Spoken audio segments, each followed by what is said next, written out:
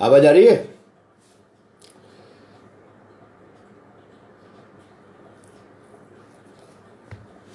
Hello.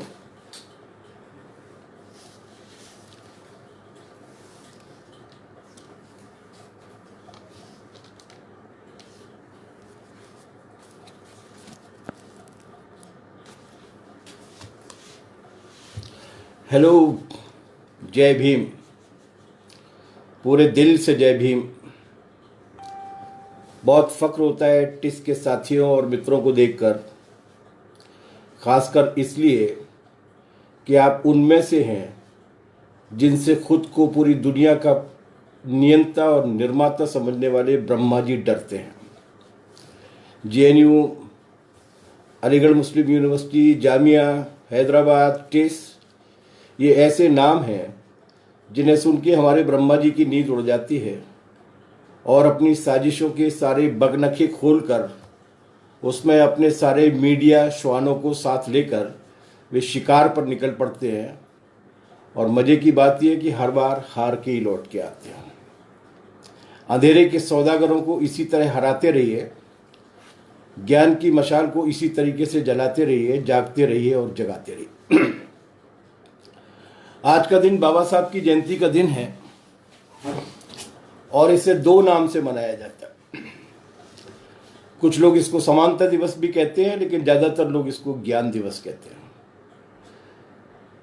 और ये जो ज्ञान दिवस है, मुझे लगता नहीं है कि ब्रह्मा जी की जो पायरेटेड कॉपी है उनका जो ज्ञान या पढ़ाई लिखाई के साथ कोई रिश्ता है। अगर डॉक्टर बी.आर. अम्बेडकर की रिडल्स इन्होंने पढ़ी होती तो इन्हें पता होता कि जिन ब्रह्मा को जो लोग समूची सृष्टि का, पूरी कायनात का निर्माता मानते हैं, वे भी उनकी पूजा नहीं करते।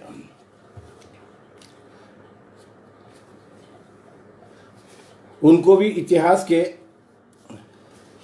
एक ग्रामेटिकल मिस्टेक के रूप में ही दर्ज करेंगे। वो ये मानेंगे कि ये भी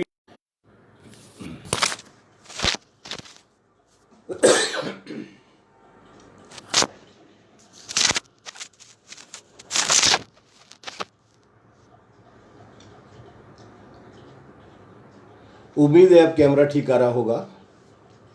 इनको भी इतिहास एक ग्रामेटिकल मिस्टेक के रूप में दर्ज करेगा। यही नोट करेगा कि हिंदुस्तान के कुछ मनुष्य थे जिनसे एक बार ईवीएम का बटन दबाते हुए कुछ बड़ी भारी गलती हो गई थी और नतीजे में ये नए ब्रह्मा जी पैदा हो गए थे। खैर, ये छोड़िए इन सबको। आज हम बात एक ऐसी शख्सियत की करना चाहते हैं जिसके बारे में बिना किसी हिचक के ये कहा जा सकता है कि यदि वे नहीं हुए होते तो आज हिंदुस्तान जैसा है, जम्मू द्वीपे भारत खंडे में रहने वाले हम लोगों की हालत जो थोड़ी बहुत जैसी है वैसी नहीं हुई होती।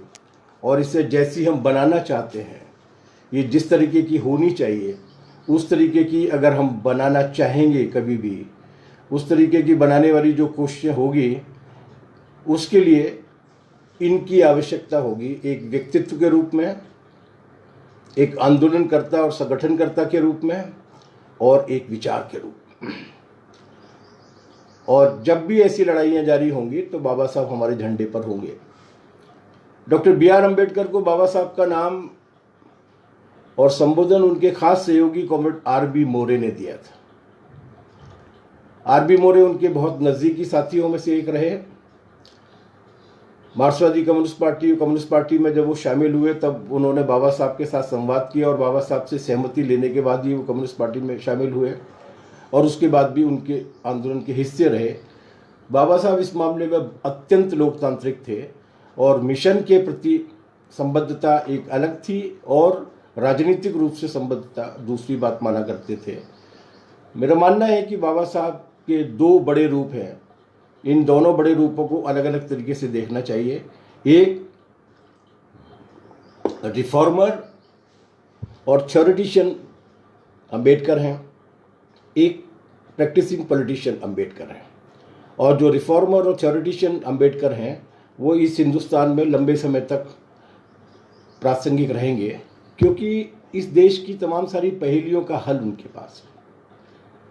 बाबा साहब भारतीय समाज के वो पहले व्यक्ति और विचारक हैं जिन्होंने उस सदियों पुरानी पहेली, जाति की पहेली को सबसे तार्किक और वैज्ञानिक तरीके से समझा, और केवल समझा ही नहीं बल्कि उससे मुक्ति पाने के रास्ते भी ढूंढे। ऐसा नहीं है कि उसके पहले जाति को लेकर कोई चेतना पैदा नहीं हुई हो या जातिवादी शोषण के खिलाफ कोई आंदोलन या संघर्ष नहीं हुए, बहुत सारे हुए। ज्योतिबा फुले उनमें से एक बहुत बड़े नाम है, सावित्री फुले, फातिमा शेख। लेकिन बाबा साहब ने उसका जो वैज्ञानिक विश्लेषण किया, जो तार्किक विश्लेषण किया, वो एक आगे की बात थी। और उस मामले में उनसे ज़्यादा बेहतर जाति के स्ट्रक्चर को और जाति के खात्मे को, इन दोनों चीज़ों को व्याख्यात करने वाला दूसरा व्यक्ति नहीं था। इस मामले में दुर्भाग्य ये हुआ कि जिन लोगों ने बाबा साहब को जातियों के प्रतिशत की गणना की कैलकुलेटर, ईवीएम मशीन के बटन और पद प्रसिद्धि पाने के एटीएम कार्ड में बदल दिया, उन्होंने बाबा साहब का एक नया रूप बनाने की कोशिश की। लेकिन इन लोगों का दुर्भाग्य है कि बाबा साहब इतनी विराट शख्सियत है, इतने विशालकाय हैं कि उन्हें किसी साँचे में बांध के नहीं देखा जा सकता। उनका अनोखा योगदान क्या है? मेरे हिसाब से उनके 3 अनोखे योगदान, और इसी वजह से उनका आज रिलेवेंस भी है, और वो जो पर्सपेक्टिव हमें देके गए हैं, वो जो समझदारी हमें देके गए हैं, वो आज भी इसी मामले में बहुत ज़्यादा प्रासंगिक भी है। पहला तो उनका ये योगदान है, एक बड़ा योगदान, जिसे लेके इस देश में उनके बाद भी काफ़ी लंबे समय तक बहस चली कि ऐसा होगा कि ऐसा नहीं होगा, और वो ये है कि उन्होंने वर्ण और वर्ग, इनके द्वैत को समझा। उन्होंने माना कि इनके द्वैत के बावजूद इनका एक अद्वैत है। ये दो अलग अलग दिखने के बावजूद भी इनमें कहीं न कहीं ऐसी ओवरलैपिंग है, इनमें कहीं न कहीं ऐसी अंतरंगता है, इसमें कहीं न कहीं ऐसा संबंध है जिस संबंध के चलते इन दोनों चीज़ों के समाधान के रास्ते एक ही तरह से निकलेंगे। और ये केवल हाइपोथेसिस नहीं थी। उन्होंने अपनी पहली राजनीतिक पार्टी 1936 में बनाई थी, 1938 में बनाई थी, और उस राजनीतिक पार्टी का नाम उन्होंने रखा था इंडिपेंडेंट लेबर पार्टी। उसका झंडा लाल था, और उसके घोषणा पत्र में उन्होंने बिल्कुल साफ साफ शब्दों में कहा था कि भारतीय जनता की बेड़ियों को तोड़ने का काम तभी संभव होगा जब आर्थिक और सामाजिक दोनों तरह की असमानता और गुलामी के साथ एक साथ लड़ा जाए। वो मार्क्सिस्ट नहीं थे, वो फेबियन थे, और इसीलिए क्लास की जो क्लासिकल डेफिनेशन है, उस तरीके की परिभाषा या उस तरीके के जॉर्गन में बात नहीं की उन्होंने। लेकिन अंततः उनका जो सार था वो यही था कि वर्ण और वर्ग की एक पारस्परिक पूरकता भी है इस देश में, एक ओवरलैपिंग भी है, और ये कोई सदाशयता से निकली हुई बात नहीं थी। आज आज़ादी के 70 साल के बाद भी हम अगर देखते हैं, और वो $55 बिलियनर्स की सूची में जब हम झांकने की कोशिश करते हैं, तो ये कोई संयोग की बात नहीं है कि उसमें एक भी दलित नहीं मिलता, एक भी आदिवासी नहीं मिलता। और जब हम इस देश के सबसे वंचित लोगों की सूची तैयार करते हैं और उसमें जाकर झांकने की कोशिश करते हैं, तो 85% 90% से ज़्यादा वही लोग निकल कर आते हैं जो शास्त्रीय अर्थों में या मनु महाराज के अर्थों में शूद्र हैं, अतिशूद्र हैं या वंचित जातियों के लोग हैं। इसलिए उनकी जो इंडिपेंडेंट लेबर पार्टी वाली समझ थी, उस इंडिपेंडेंट लेबर पार्टी वाली समझ में उन्होंने इस बात को सही समझा था, और ये कहा था कि हमें दोनों के साथ मिलकर ही एक साथ लड़ना पड़ेगा, तभी हम इस तरीके के सामाजिक शोषण की और आर्थिक शोषण की स्थिति से मुक्ति पा सकते हैं। और यही वजह है कि उन्होंने हम अगर उनके जीवन की सक्रियता के आयामों को देखते हैं, तो एक तरफ वो महाड़ का सत्याग्रह कर रहे हैं, चावदार तालाब के पानी की लड़ाई लड़ रहे हैं, मनु की किताब जला रहे हैं, थ्योरेटिकल लेवल पर ब्राह्मणवाद को चुनौती दे रहे हैं, गांधी के साथ तीखी बहस कर रहे हैं, लेकिन इसी के बीच बीच में वो ट्रेड यूनियन का काम भी कर रहे हैं। और ट्रेड यूनियन को संगठित करने के लिए, चाहे वो रेलवे के ट्रेड यूनियन हो, चाहे वो बॉम्बे टेक्सटाइल के वर्कर्स हों, चाहे वो नागपुर के वर्कर्स हों, उनके बीच में मजदूरों की लड़ाई को लड़ने का समय भी निकालना है। तो उन्होंने वर्ण और जाति के सवाल को लेकर और वर्ग के सवाल को लेकर एक बहुत बड़ा संघर्ष संगठित किया था, जो मुझे लगता है कि उनकी उस चेतना का निरंतरता थी जिसमें वो ये मानते थे कि इन दोनों के खिलाफ मिलकर लड़ना चाहिए। इन दिनों वो बहुत याद आ रहे हैं। अभी 3 दिन पहले तो बहुत ही शिद्दत के साथ याद आया। हमने एक अखबार में पढ़ी, दिल्ली के एक अखबार में, कि मोदी जी की सरकार कोरोना की आपदा का, इमरजेंसी का फ़ायदा उठाकर काम के घंटों को 8 से बढ़ाकर 12 करने जा रही है, और इसके लिए फैक्ट्रीज एक्ट की धारा 51 में वो संशोधन करने का फैसला उन्होंने ले लिया। ये वही कानून है जो वायसराय की काउंसिल के लेबर मेंबर के रूप में 27 नवंबर 1942 को बाबा साहब ने प्रस्तुत किया था। ये पहला समय था जब इस देश में पहली बार 8 घंटे काम को कानूनी दर्जा मिला था। इसके पहले 12 घंटे, 14 घंटे, 16 घंटे, 18 घंटे काम के घंटे कुछ भी हो सकते थे, उन्हें नियंत्रित करने वाला कोई नहीं था। ये पहली बार ऐसा हुआ था जब उनकी अगुवाई में 8 घंटे के काम के दिन के कानून को पारित किया गया। तो केवल इतना ही नहीं, उन्हें मालूम था कि इसकी आड़ में कुछ और भी किया जा सकता है, तो उस बिल को उन्होंने पेश करते हुए उन्होंने ये कहा था कि इसका मतलब ये नहीं है कि 12 घंटे के 8 घंटे काम हो जाए, कि 12 घंटे के लिए उनको जो वेतन मिला करता था उस वेतन में किसी तरीके की कटौती नहीं होनी चाहिए। आज प्रधानमंत्री जी बोल रहे थे 10 बजे कि मजदूरों को काम से मत निकालिए। मध्य प्रदेश हो, उत्तर प्रदेश हो, बिहार हो, दिल्ली हो, लाखों की संख्या में मजदूर पलायन करके चले गए, आप काम से न निकालने की बात कर रहे हैं। बाबा साहब थे जिन्होंने उस जमाने में, उसके अगले दिन 28 नवंबर 1942 को एक और कानून पेश किया था जिसका नाम था न्यूनतम वेतन कानून, जिसमें यह तय किया गया था कि उनको कितना वेतन, कम से कम कितना वेतन दिया जाएगा, और उस वेतन का वैज्ञानिक आधार भी तय किया गया था। ये उसी समझदारी का विस्तार है कि वर्ण और वर्ग, आर्थिक शोषण और सामाजिक शोषण के खिलाफ लड़ाइयां एक साथ लड़ी जा सकती हैं। इसी के साथ मैटरनिटी लीव का कानून, कामगारों के लिए कानून, और तो और ये जो समान काम के लिए समान वेतन का कानून, जो अमेरिका में आज 2020 में भी लागू नहीं हो पाया है, वो कानून भी 1942 से लेकर 1946 के बीच में, जब वो वायसराय की लेबर काउंसिल के मेंबर रहे, उस जमाने में उन्होंने इस कानून को बनाया था। अंडरग्राउंड कोयला खदानों में काम करने वाले वर्कर्स के लिए भी कानून बनाए थे। ये डिटेलिंग में इसलिए कर रहा हूं कि आज जब इन सबको छीनने की और पूरी की पूरी बेशर्मी के साथ हिंदुस्तान के वर्किंग क्लास को कॉरपोरेट की शार्क और वेल मछलियों के सामने टुकड़े टुकड़े करके डालने की कोशिश हो रही है, बाबा साहब प्रासंगिक भी हैं और आंदोलनों के हमसफर भी हैं। बहुत सारे विद्वान पूछते हैं कि बाबा साहब गवर्नर जनरल की काउंसिल में क्यों गए थे, जबकि असल सवाल ये होना चाहिए कि वहां पर जाकर वो कर क्या रहे थे। और उन्होंने जो किया है वो आज़ाद हिंदुस्तान की सरकार के बहुत सारे श्रम कानूनों का आधार बना। और ये अकेला उदाहरण नहीं है, ये एक विचार की निरंतरता है, एक कंटिन्यूटी है जो बाद में संविधान के डायरेक्टिव प्रिंसिपल्स में भी हमें दिखाई देती है। संविधान में ये प्रस्तावित किया जाता है कि आमदनी के अनुपात में 1 और 10 से ज्यादा का अंतर नहीं होना चाहिए। अगर किसी की 100 रुपए की आमदनी है तो न्यूनतम आमदनी कम से कम 10 रुपए की होनी चाहिए।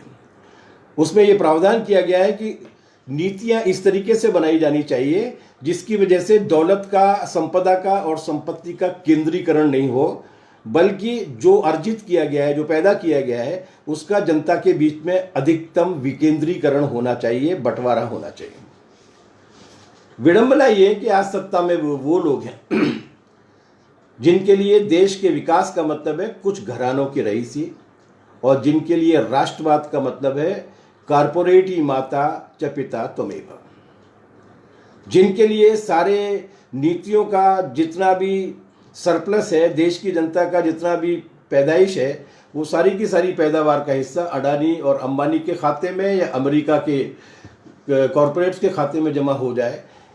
वो ऐसे लोग आज सरकार में आकर बैठ गए। तो ऐसी स्थिति में बाबा साहब के वो काम और बाबा साहब का संविधान में उस तरीके का योगदान एक महत्वपूर्ण लक्ष्य हमारे सामने रखता है कि अभी हमें इसे हासिल करना है, और जब तक इसे हासिल किया जाएगा जाहिर सी बात है कि बाबा साहब हमारे झंडे पर नहीं। लेकिन उन्होंने केवल जाति का क्लास नहीं देखा। मेरे ख्याल से वो इंडियन थ्योरेटिशियंस में पहले व्यक्ति थे जिन्होंने जाति का जेंडर भी तलाश किया। 1938 में जब 1938 में जब कोलंबिया की यूनिवर्सिटी में उन्होंने अपनी थीसिस सबमिट की थी। उस थीसिस में उन्होंने इस बात को लिखा था कि जाति की मुख्य विशेषता है जाति के अंदर ही शादी करना, जाति के बाहर शादी करने पर निषेध है। और केवल जाति के अंदर शादी करने पर निषेध नहीं है, अपनी मर्जी से शादी करने पर भी निषेध है, और हिंदुस्तान की महिलाओं के लिए प्रेम करने पर भी निषेध है। हम जितने भी ग्रंथ उठाकर देख लें, हम जितने भी पुराण उठाकर देख लें, हम जितनी भी स्मृति संहिताएं हैं उनको उठाकर देख लें, तो हमको लगता है कि उसमें बाकायदा इसी तरीके की कोशिश की गई है। और जितनी भी परंपराएं बनाई गई बाद में, वो भी उसी तरीके के नुस्खे थे ताकि जाति के अंदर ही स्त्री शादी करे। ये बाल विवाह क्या होता था? 6 महीने की उम्र में, 2 साल की उम्र में शादी कर देना, मतलब उसको प्रेम के अधिकार से और अपनी पसंद के जीवन साथी के चयन के अधिकार से हमेशा के लिए वंचित कर देना। विधवा विवाह पे रोक क्यों लगी थी? कि उसके बाद भी कहीं ये अगर संभावना अगर पैदा हुई कि जाति के बाहर अगर शादी कर लेंगे तो क्या होगा? सती प्रथा क्या थी? इस तरीके से ये जाति की पूरी संरचना को बनाए रखने के लिए स्त्री को किस तरह से गुलामी की बेड़ियों में जकड़ा गया है, ये पूरी की पूरी समझदारी वो लेकर आए। और इसीलिए उन्होंने इस बात को बेहतर तरीके से मार्क किया था कि जाति के खिलाफ लड़ाई अगर लड़नी है और जाति शोषण से अगर बाहर निकालना है तो उसकी दीर्घायुता अगर जेंडर है तो उस जेंडर के सवाल को लेके हमें आगे आना होगा। और अपने जमाने के पंडित जवाहरलाल नेहरू सहित अपने जमाने के सारे प्रमुख और बड़े राष्ट्रीय नेताओं में वो अकेले थे जिन्होंने महिला मुक्ति की लड़ाई के सवाल को हमेशा प्राथमिकता में रखा, उसके लिए लड़े, और जरूरत पड़ी तो नेहरू के मंत्रिमंडल की कैबिनेट से भी त्यागपत्र देकर बाहर आ गए, लेकिन उन्होंने समर्पण या समझौता नहीं किया। 1951 में हिंदू कोड बिल को संसद में रखते वक्त और उसके बाद में जवाब देते वक्त, ये सब हमारे दस्तावेजों में मौजूद है, उस पर उन्होंने, उस बहस में उन्होंने जिस तरीके से अपनी तर्क प्रस्तुत किए हैं और उसकी पूरी की पूरी उसके इस जाति को धार्मिक और आध्यात्मिक और कानूनी इत्यादि इत्यादि का बाना पहना के इनने की सारी की सारी धज्जियां उन्होंने जिस तरीके से उड़ाई हैं, वो उस जमाने में तो प्रासंगिक था ही, आज के ज़माने में प्रासंगिक है। बल्कि उस जमाने में बाबा साहब जो बात कह गए थे हिंदुस्तान की लोकसभा में भाषण देते हुए, उस कानून के मसौदे को पेश करते हुए, उस बात को कहना आजकल जोखिम का काम है, लेकिन ये बाबा साहब की हिम्मत थी। उन्होंने कहा था जब इस पर बहुत बहस हुई और कांग्रेस के तमाम सारे नेताओं ने उसका विरोध किया और जनसंघ तो उस वक्त आंदोलन पर आ गया था कि ये क्यों किया जा रहा है और इससे हमारी संस्कृति और हिंदू सभ्यता पता नहीं क्या क्या खतरे में पड़ने वाला है। उस वक्त भाषण देते हुए बाबा साहब ने एक बहुत जोरदार बात कही थी। उन्होंने कहा था कि एक वकील के नाते अगर मुझे जज बनने का मौका मिलेगा, लोगों ने उदाहरण दिए थे कि हमारी रामायण में ये और हमारी महाभारत में ये, बाबा साहब ने बोलते हुए कहा था कि अगर आज की परिस्थितियों में मुझे चर्चा करने का मौका मिलेगा और न्यायाधीश बनने का मौका मिलेगा और राम और सीता का मुकदमा अगर मेरे सामने आएगा, तो मैं एक न्यायाधीश के नाते प्रचलित कानूनों के हिसाब से राम को आजीवन कारावास की सजा सुनाऊंगा। वो इस बात की पोल खोलते थे कि किस तरीके से हमारे आख्यानों को भी इस हिसाब से रचा गया है ताकि शोषण के इन पूरे के पूरे बाने को और खासतौर से जातिगत शोषण की जो जटिलता है उसको एक धार्मिक रूप दिया जा सके। इस बात को समझना आज खासतौर से बहुत ही आवश्यक है। इसलिए बहुत जरूरी है आज कि आज जो सत्ता में बैठे हुए लोग हैं या जो तथाकथित नेता हैं समाज के, उन्होंने पूरी तरीके से अपनी शर्म और दिखावटी मर्यादा को ताक पर रख दिया है।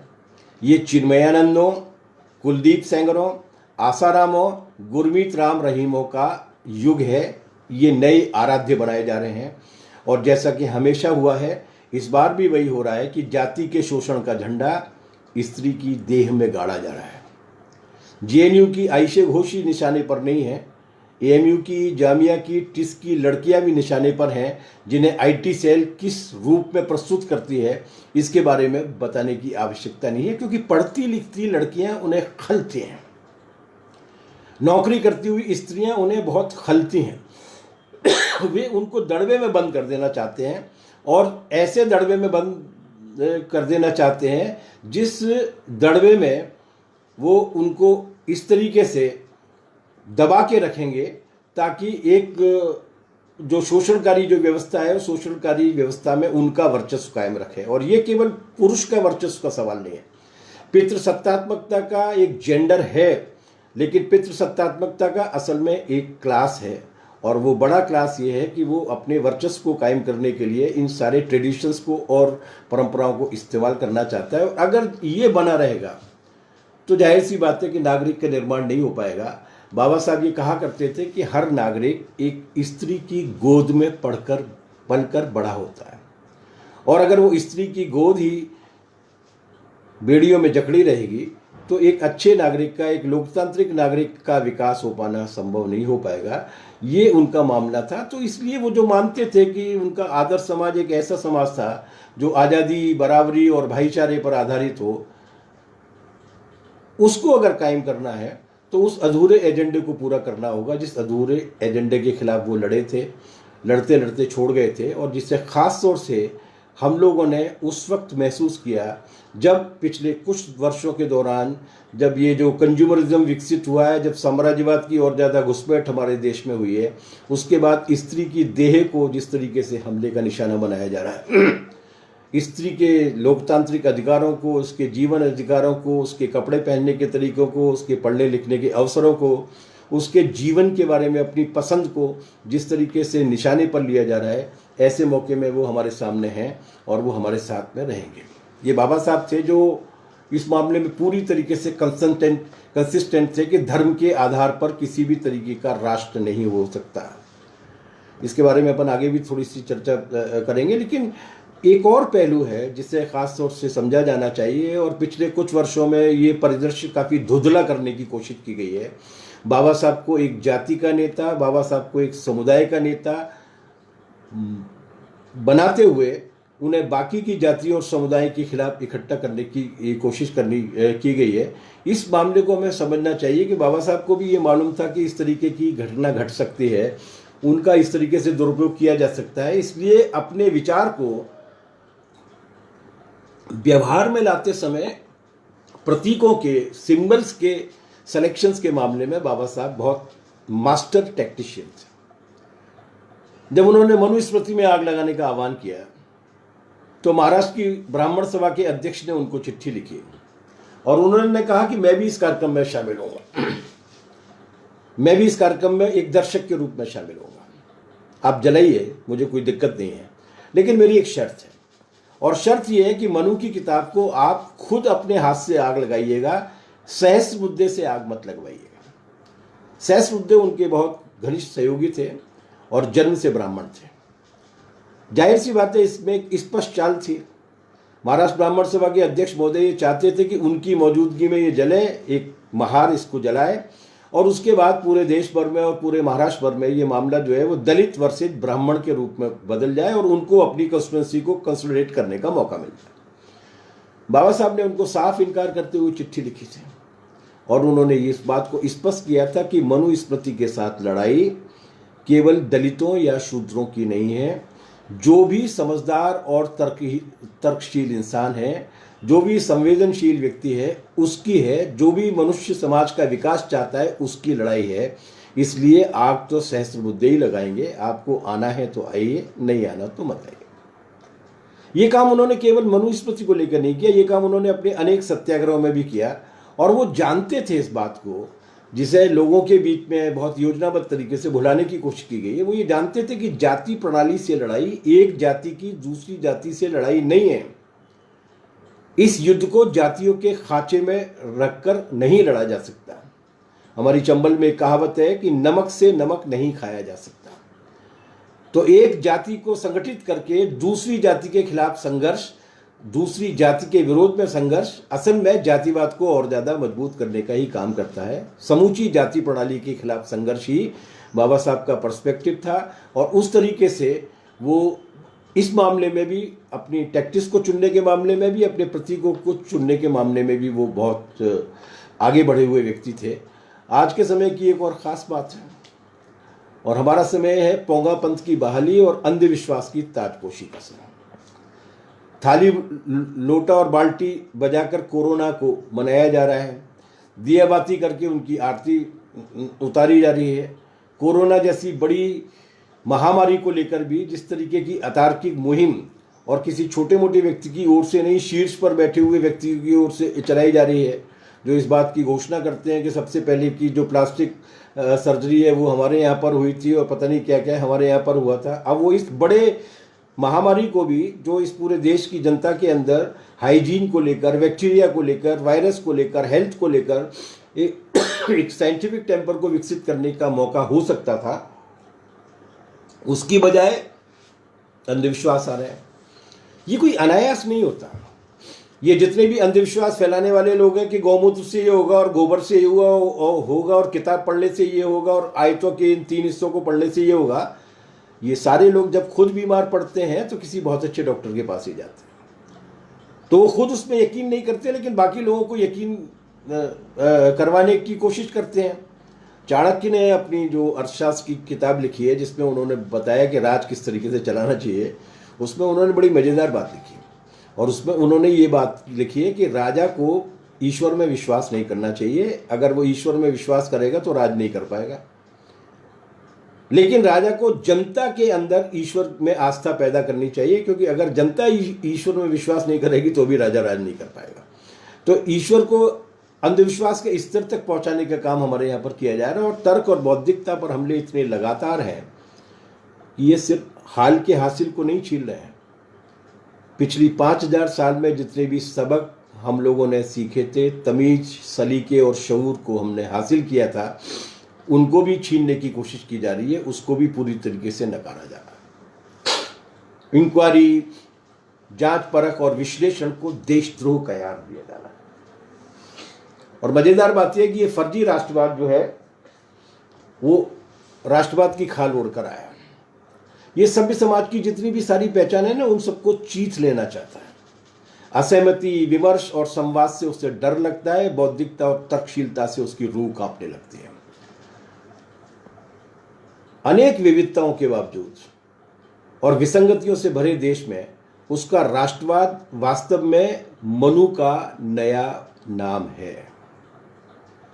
ये एक ऐसा राष्ट्रवाद है, बाबा साहब इस बात में कहा करते थे कि जब तक देश में सारे के सारे लोगों की बराबरी की कोई बात नहीं करता, वैसा जब तक एक देश, हमारा देश एक समानता के अधिकारों वाले नागरिकों के एक राष्ट्र में, एक नेशन के रूप में विकसित नहीं होता, तब तक राष्ट्रवाद का मतलब है 3%, 4% लोगों की तानाशाही को चलाने की कोशिश करना। और हम अपनी आंखों से देखा, ये हाइड्रोक्लोरोक्विन राष्ट्रवाद है। डोनाल्ड ट्रंप प्रेस कॉन्फ्रेंस में, भरी प्रेस कॉन्फ्रेंस में पूरी दुनिया के सामने धमकी देते हैं कि अगर क्लोरोक्विन और हाइड्रोक्लोरोक्विन के टनों दवा उनके यहाँ पर अगर नहीं भेजी तो वो हिंदुस्तान को उसकी हैसियत में लाके रख देंगे, रिटेलिएट करेंगे। और हमारी सरकार की ओर से, विदेश मंत्रालय की ओर से एक लाइन का वक्तव्य भी जारी नहीं होता। ये ऐसा राष्ट्रवाद है, ये दुम हिलाऊ राष्ट्रवाद है, जिसके नाम पर उन्होंने भारत की पूरी संप्रभुता को, सोवर्निटी को और पूरी दुनिया भर में जो सम्मान था उसको गिरवी रख दिया।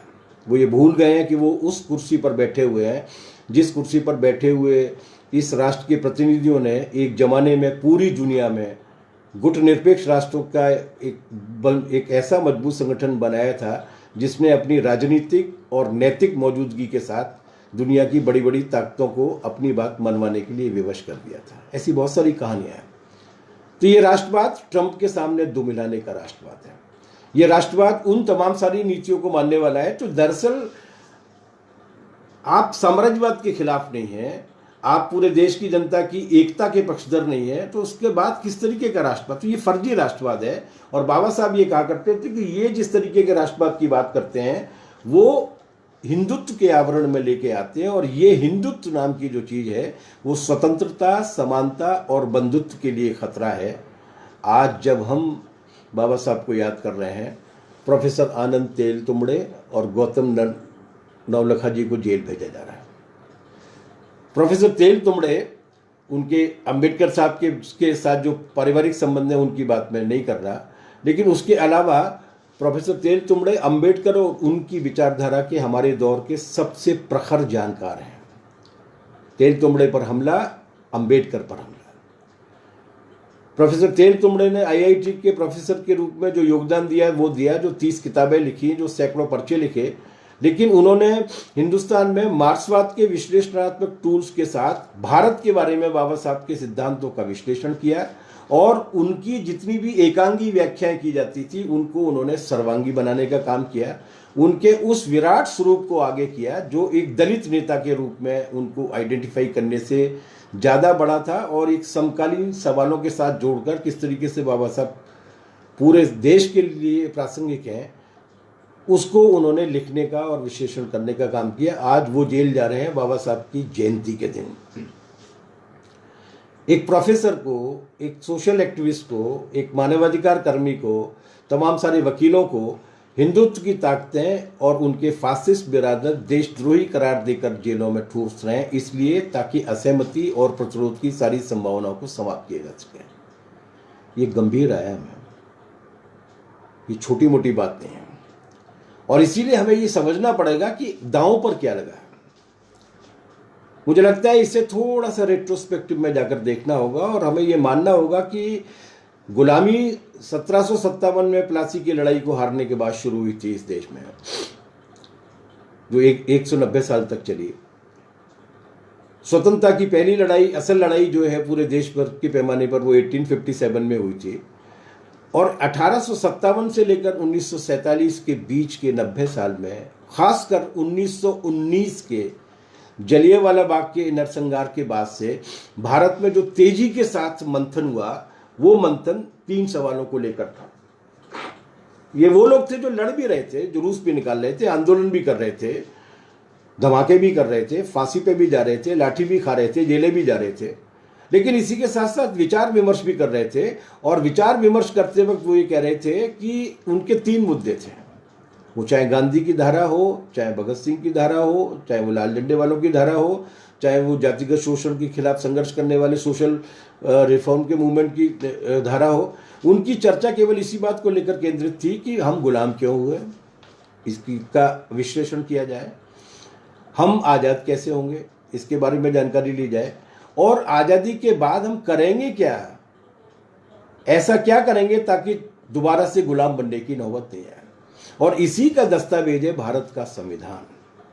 इस पूरी सारी बहस का एम्बॉडीमेंट है वो कॉन्स्टिट्यूशन जिसे इस देश ने केवल संविधान सभा की 150-200 बैठकों में बैठकर ही अंतिम रूप नहीं दिया था, बल्कि जिसे इस देश की जनता ने 90 साल की लड़ाई में और खासतौर से 29 साल की जबरदस्त कुर्बानी वाले था, चाहे वो कराची का कांग्रेस हो, चाहे वो 1921 में पेश किया गया कांग्रेस के अधिवेशन में सबसे पहले संपूर्ण स्वाधीनता का प्रस्ताव हो, जिसमें पहली बार इस देश में कागज में लिखकर ये बात आई थी कि हम इस देश को सारे लोगों के सार्वत्रिक बालिग मताधिकार, यूनिवर्सल एडल्ट फ्रेंचाइज के आधार पर एक ऐसा देश बनाना चाहते हैं जिसमें संसदीय लोकतंत्र होगा और संसदीय संस्थाएं सर्वोच्च होंगी, कोई व्यक्ति सर्वोच्च नहीं होगा। उन सबको पलटने की कोशिश की जा रही है, और इसीलिए इस दस्तावेज में एक बात खास तौर से जोर दी गई थी, और वो ये थी कि भारत के संविधान ने नागरिकों के कर्तव्य भी निर्धारित किया। उन कर्तव्यों में से एक कर्तव्य है 51AH। उसमें कहा जाता है कि हर नागरिक अपने और अपने देश के अंदर जांच परख की, इंक्वायरी की क्षमता और वैज्ञानिक रुझान, साइंटिफिक टेम्पर को विकसित करेगा। थाली लोटा बाल्टी नहीं बजाएगा। कोरोना और मोरोना, इन दोनों में से कौन ज्यादा खतरनाक है, इस पर आजकल बहुत बहस चल रही है सोशल मीडिया में खास तौर से, क्योंकि बहस की जगह सोशल मीडिया ही बचा है। लेकिन असल वायरस दूसरा है, और असल वायरस का नाम है कॉर्पोरेटिव हिंदुत्व। हिंदुत्व का मतलब वो जिसे सावरकर साहब ने कॉइन किया था, और उन्होंने हिंदुत्व को पहली बार इस शब्द का ईजाद करते हुए ये कहा था कि इसका हिंदू धर्म की परंपराओं और मान्यताओं के साथ कोई संबंध नहीं है, ये राज करने की एक प्रणाली है। हिंदुत्व का मतलब है मनुस्मृति का म्यूटेड फिजिकल वर्शन वायरस का। ये एक ऐसा वायरस है जो मनुस्मृति के नाम पे बहुत पहले से मौजूद था, लेकिन अब उसने म्यूटेशन करने के बाद एक फिजिकल रूप धारण कर लिया है, और ये मानता है कि लोकतंत्र हेड काउंट्स है, मुंडगणना है, नहीं चाहिए। सबकी समानता और बराबरी की धारणा भारतीय अवधारणा नहीं है, नहीं चाहिए। संविधान पश्चिम से आया है, भारतीय परंपराओं में नहीं है। हमारी परंपराओं में स्मृतियां हैं, इसलिए संविधान नहीं चाहिए। चाहिए क्या? एक बंद समाज चाहिए, कुछ मुट्ठीभर लोगों का राज चाहिए, मॉब लिंचिंग करने वाला हिंसक और पाशविक माहौल चाहिए। और जो लोग इस गलतफहमी में हैं कि इनके शूद्र की परिभाषा वही है, तो वो ये याद रखें कि ये म्यूटेड फिजिकल वर्जन है स्मृति का, और भी ज़्यादा सांघातिक। उनकी निगाह में शूद्र केवल जन्मना शूद्र नहीं है, शूद्र बाई बर्थ नहीं है, उनके लिए शूद्र